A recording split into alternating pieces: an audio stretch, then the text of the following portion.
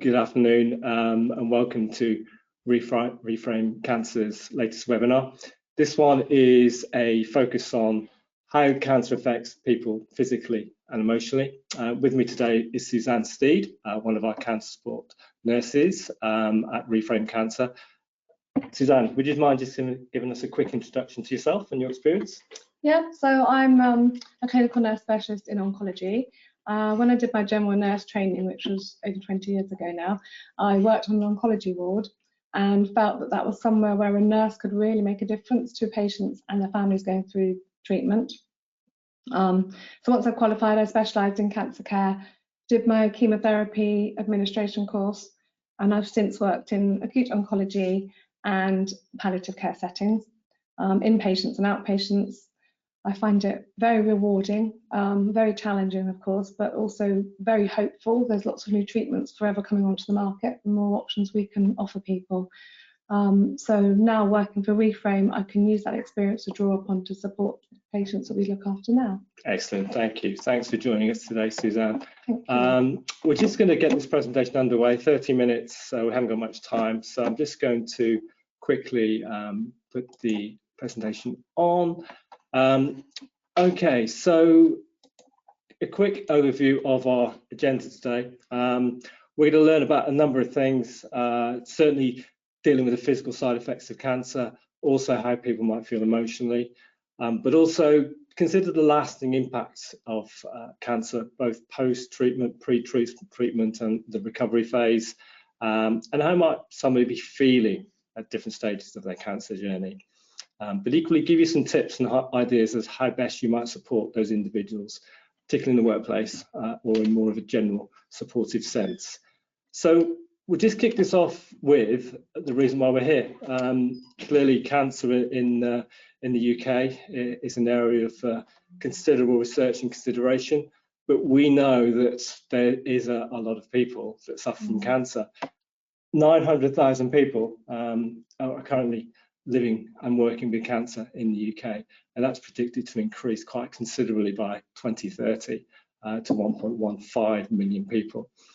We also know that people of working age that are diagnosed with cancer, 127,000, though that is potentially a lower number than the real figure, given the research that was done by Cancer Research was some time ago now. But critically, we're also seeing an increase in people of working age that are the cancer incidence. So 22% is been shown recently between 25 and 49-year-old increases. So all of these considerations are for us as cancer specialists something that we really try and support on and assist both employers and individuals through the challenging times that cancer diagnosis presents to them. So what we're going to do is just take you through a number of things here. So the first one that we're going to tackle is how someone might be feeling during their cancer journey, and that could be pre-diagnosis, post-diagnosis and recovery, and the kind of feelings and thoughts that people have. So Suzanne, could you give us some thoughts of certainly from your experience, kind of challenges you're facing, the challenges that the patients you support are seeing and telling you and asking for advice on? Can you give us a quick sense of how that feels? I think obviously there's a huge emotional impact you need to consider, both prior to diagnosis and once diagnosis has been made. Prior to diagnosis, it's a real fear of the unknown. Everything's a bit hypothetical, and this period could take sort of between 2 to 6 weeks, which is a long time when somebody's waiting for results. There'll be lots of questions about what if, will I have treatment? Will I be able to work? Will I be able to do the school run? Once they get their diagnosis, then it's a bombshell, obviously. The world's turned upside down. Nobody's really prepared for receiving a cancer diagnosis. But we try to use that time to sort of help them prepare themselves for treatment and sort of, get themselves in tip-top shape as much as they can, ready for the next stage. Then there's lots of questions. Will I lose my hair? Will I be able to do the school run? Financial issues possibly, depending on what job role they have and what cover they have at work for time off. And potentially difficult conversations with their family as well. Yeah, absolutely. I think a lot of people, depending on what family they have, obviously, what they tell their children. and that's very difficult. Children need to just be told sort of the here and now, really. Maybe they don't look too far into the future, depending on their age. Sometimes they just need to know that, mummy or daddy might be in hospital for a little while or feel poorly for a few weeks. And then if they're older, of course, they can understand things a bit more and might even be able to help. Also telling people's parents or families is difficult, but it is quite important because some cancers obviously might have a genetic link, so they might need to inform their brothers or sisters that they actually might need to be tested as well. Of course. We need to know the earlier symptoms picked up, then the easier it is to treat. So So a real range of emotions and challenges that the individual might feel, all very unique in some cases, I guess. Absolutely. Everyone, I think we need to remember the whole time that everyone's different. Everyone will cope in a different way. Some people will go into a real sort of highly organised coping mechanism, and they'll have spreadsheets of all their treatment, their blood tests, their results, keep a diary of how they've been feeling, because maybe if you're having 12 cycles of chemo, you'll feel different each time, and it's nice to be able to work out a pattern. So maybe in between you might be able to go to work, or for the first few days you just need to spend the time in bed, but that becomes what's expected. And you touched on work there. Obviously there will be a number of people that are working during this phase. There must be a difficult time for them to work out how to balance treatment, care, as well as being able to work, if indeed they can. Really depends on the treatment that someone's having. If you have surgery, then you're going to need several weeks off afterwards to recover. 6 weeks seems to be the sort of the magic time frame. If you're having chemotherapy, then there may be times in between that you can go back to work. What some people do is, instead of they change their roles slightly so that they may be working on one big project, so that they could maybe work from home on that project on the days they're feeling well, and then the days they're not feeling so well, it's not going to have an impact on their colleagues or customers. So unique. Obviously, each individual has a particular challenge which needs to be tackled differently. The workplace is often in consideration, and equally how they might communicate the challenges they're facing to close family and loved ones. In terms of, if we just focus on the physical side of things just now, here are some points that perhaps we all know and expect from cancer treatment, but what kind of physical effects, and perhaps if you could focus on one particular cancer type would help bring this to some level of knowledge. Could you give a sense of the physical effects that an individual might be feeling, perhaps before and during? I mean, I think obviously the list we've got here, hair loss is something that most people think about, maybe nausea is another one. That's a very visible sign. There are quite a lot of hidden signs that people may not know about. For example, someone that has prostate cancer, generally the first choice of treatment would be curative surgery, which is to remove the prostate. But that in itself can cause side effects afterwards. It might cure the cancer, but it might cause problems with needing to go to the toilet more frequently, and actually could sometimes may need to go on and have radiotherapy after that. But things can, if you've got an employee in the workplace, obviously once they're back at work, you need to just be aware of that. But if they're out on the road, then they might need to perhaps have a radar key so they can have quick access to disabled toilets. There is a map actually called the Great British Toilet Map, and you have a card. The map shows accessible toilets. For example, if you've got a meeting in London, you need to go quickly. But also there's a card that you can show in various retail stores, and they'll direct you to the nearest toilet that can be used. Might not be open to the general public. Wow, didn't realise that. Well, to keep people as busy and out and about and active as possible, you need to consider all those kind of things. So radiotherapy I just touched on. That in itself can be very tiring actually. The treatment itself only lasts a few minutes, but someone with maybe prostate cancer might have to have 4 to 8 weeks of treatment, Monday to Friday. So the physical act of going to the hospital, the apprehension is quite tiring, but it's also quite dehydrating and exhausting. So they might need time off work in that period. And then unfortunately, that could also lead to some bone pain in the pelvic region, and that might lead to difficulty with mobility. So just need to consider how mobile somebody can still be. Particularly if they have manual jobs, perhaps, as well. Yeah, absolutely. And also another thing with that is that hormone therapy is sometimes used for prostate cancer, and that unfortunately decreases muscle mass because it blocks the testosterone. Okay. So anyone that maybe got a physical job, that might actually impact on that. So we often advise people to make sure they're in touch with occupational health, and they can have continual assessments just to make sure that they're still capable of doing their job. And of course, I guess some organisations will have support in place, maybe a EAP program or more broader based support. I guess you have these conversations all the time in terms of making the most of those opportunities that the organisation might provide. Yeah, obviously depending on the size of the organisation, some of the larger companies will have that. And we encourage people to tap in. Maybe they've got physiotherapy they can use, or counselling, or reflexology. You know, it's really beneficial to use that. Yes, so important to make the most of what's available, both from an organisational point of view, but available as part of the normal healthcare. Yes, you're right. Some of these are available on the NHS as well, and people don't know about that. Maybe even being referred to a dietitian or something. Yeah. It's always worth to bear in mind, you know, to prompt people to ask for that, because the doctor's generally on the ball, but there's so many things for them to think about that might just slip through the net. Yeah, indeed.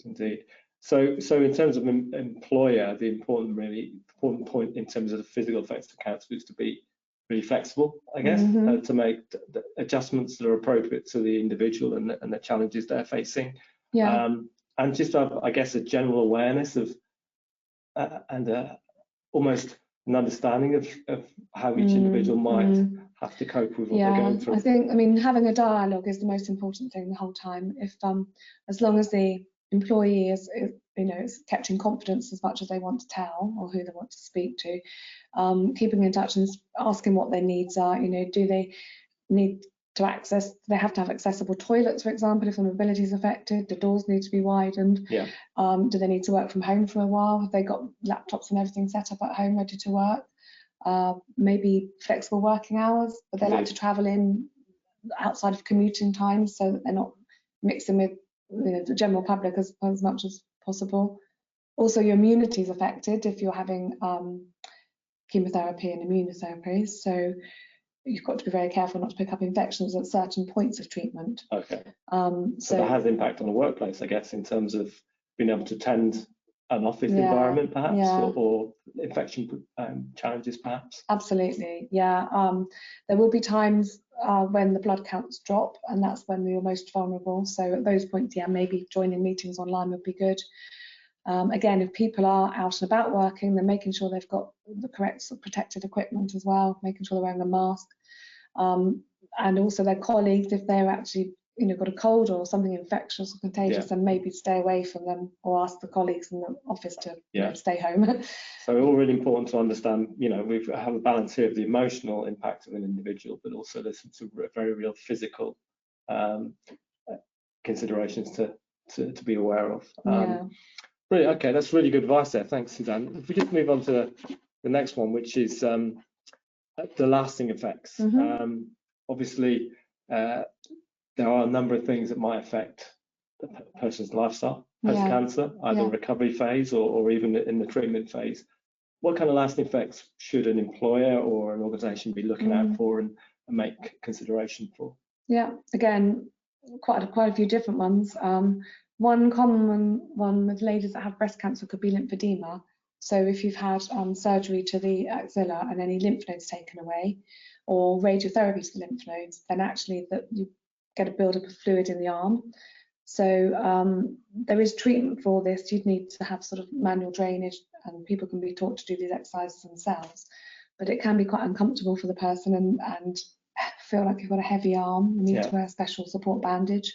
So maybe making adjustments, like, for example, if you're a teacher, you might do a sliding whiteboard, or being able to elevate that limb. You can actually get lymphedema in the leg if you have surgery in the groin area. So you might need to be able to elevate your leg, which will obviously impact working conditions. Yeah. Something else is called peripheral neuropathy, which is caused by some chemotherapy, particularly one called oxaliplatin, which is used for bowel cancer. and it affects the nerve endings in your hands and feet. Okay. Again, hopefully that's temporary, and it does get better over time. Even up to a year after treatment, that can still get better. Okay. But it can cause numbness in the feet, so you've got to be very careful about trips, falling, using steps. And hands, you might not be able to touch type. You might have to sort of use audiology equipment.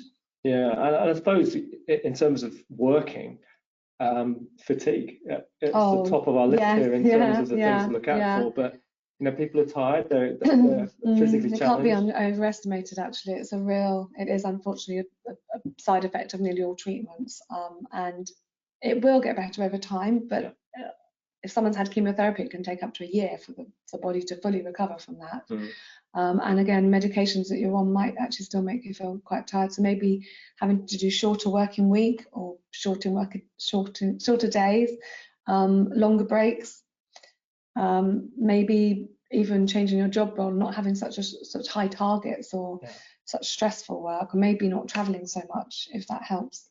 And I guess allied to that is the challenges around concentration, brain fog, and cognitive abilities during this phase as well. Yeah, people's concentration can obviously be affected, and you can only concentrate for short times. It's quite scary actually for the person experiencing it, but if other people are aware of it, then you can make adjustments. And again, maybe just work on smaller projects at a time, or just reduce the tasks per day, perhaps, or allow more time for that. So an employer really should be, again, as part of what you've already mentioned, ongoing dialogue, understanding the individual and how they're feeling and at what phase they're at, and to support them in different ways, which might change perhaps as the person goes through the treatment and also recovery. So it's really important to have a personalised approach to it. Yeah, definitely. And if there's an occupational health department, it's very helpful to sort of work out an individualised care plan for that person and do check-ins on them. Employees are covered by the Equality Act of 2010, which means that employers should make reasonable adjustments to the workplace so that they're not discriminated against. Obviously, this is easier for some employers than others. Maybe smaller companies might find that slightly more difficult, but again, it could be from having wider doorways to a designated car parking space for that person, maybe subsidising public transport if they can no longer drive. Some people might suffer with a hearing loss after treatment. There's a certain chemotherapy called cisplatin and carboplatin that actually damages the hearing, unfortunately, and that is often irreversible. So that person might need to wear a hearing aid. If they're going to be in lots of conferences, then maybe having a hearing loop installed would be something that's worthwhile considering. And I guess the return to work process as well is key here, isn't it? Because each individual will be different, and there may be a view from that individual they want to work because it's important to them, or financially need to. And so it's really important, I guess, to understand the requirements of the individual and finding a way of allowing that process of return to work to be as easy and manageable for both parties as possible. Work's important to all of us, isn't it? It's quite often how we identify ourselves as our profession, and also the social aspect of working and keeping your brain stimulated, and the achievements, sense of achievement, and financial as well, of course. So having those talk about returning to work right from the beginning is really important. Knowing that your employer is actually a considerate employer and will do a sort of phased return, and really don't push it too much. It's much easier to go back 2 days a week than to try and go back 5 and then have to step back to 2. If you can start off slowly and then just gradually build up, yes, indeed, is obviously the best way to do it. And just be aware of the long-term lasting effects, because presumably pushing too hard might have a detrimental effect on recovery. So it's just finding that balance, I guess. Yeah, absolutely. I mean, physically and emotionally, I think if you don't want to have any complications of surgery that will made worse by, say, lifting or something, or traveling too far.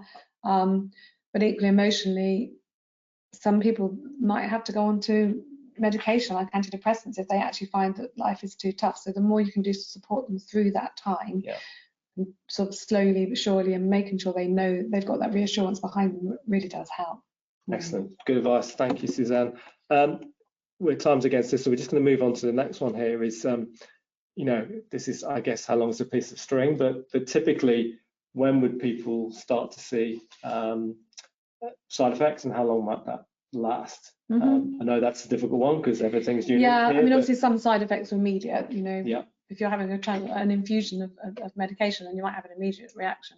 But as I said, generally, once that point of treatment's finished, then your body does recover.